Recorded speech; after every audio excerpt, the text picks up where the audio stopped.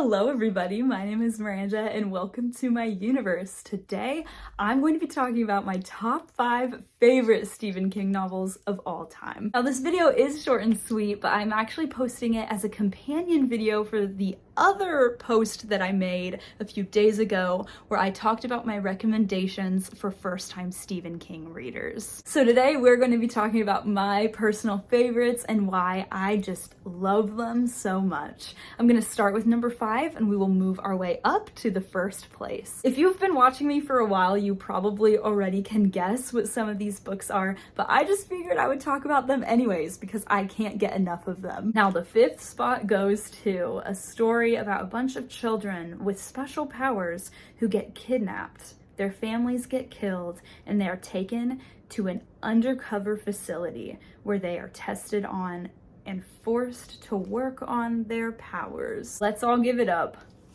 for the Institute. What I love about this book is that it centers around children. It centers around how they can possibly get out of terrible situations, outsmart the adults behind a terrible system, and how they even got there in the first place. This is more of an adventure novel. It hardly has any cursing or gore. It's a very lighthearted novel in that way specifically, though the themes are very dark. I feel like it was overall a pretty easy read, very engaging, and usually if someone is around the age of 12 or 13 and wants to start Stephen King, I recommend this to them. 4th place goes to A Crazed Man in a Mercedes.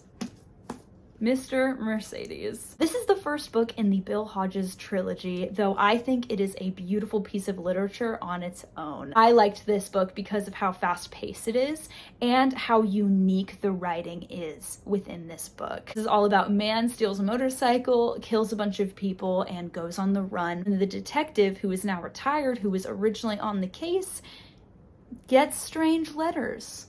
And the fun begins. This book's strong suit is the fact that the audience is aware of who Mr. Mercedes is, but the detective is trying to figure it out. So what I really liked about this book was I felt as though I was in on insider information, and I so badly just wanted to shake Bill Hodges, the detective, and be like, no!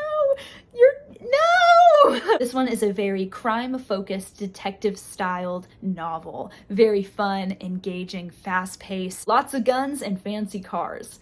I loved it. The 3rd spot goes to probably the most popular King book in society right now. This is about a crazed clown.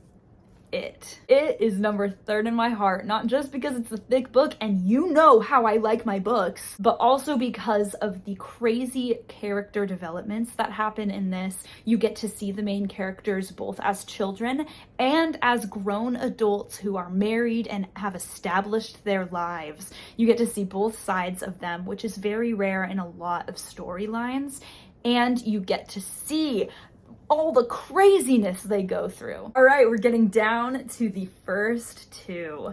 2nd place goes to a man who opens up a shop in a small town.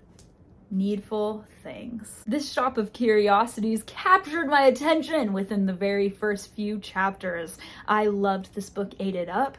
I love the themes and the metaphors that go into this story. I actually do have a video where I explain how I truly believe that this is an allegory on Satan and his hold that he can have on us. Another very unique story that I was not expecting to be so good because I feel like hardly anybody gives this the attention it deserves.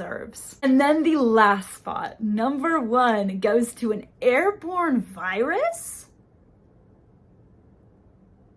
That's weird. Anyway, The Stand. This has been a personal favorite of mine for a very long time. I love this book not just because of how relatable it is to the world that we are in right now, but also because it focuses on humanity and the evil versus the good. There's a lot of exploration of characters and their inner struggles and how evil will feast on that struggle and make them do things they would usually not do. There's a whole cast of characters in this book. I plenty of times have had to take notes on the characters and their whereabouts and who they are because There are so many of them, but it just adds to the charm of this novel, and it is a thick one as well. A lot of these books, if you could tell a theme, my top 3 favorite Stephen King books are over 800 pages. But alas, The Stand has not been dethroned as of yet, and I doubt that it ever will be. And with all that being said, thank you so much for watching this video. Comment down below your favorite King books if you have any, or if you agree with any of my opinions. Thank you so much for watching. I love you all. Please be safe, make good choices, and I will definitely be seeing you next time. Bye!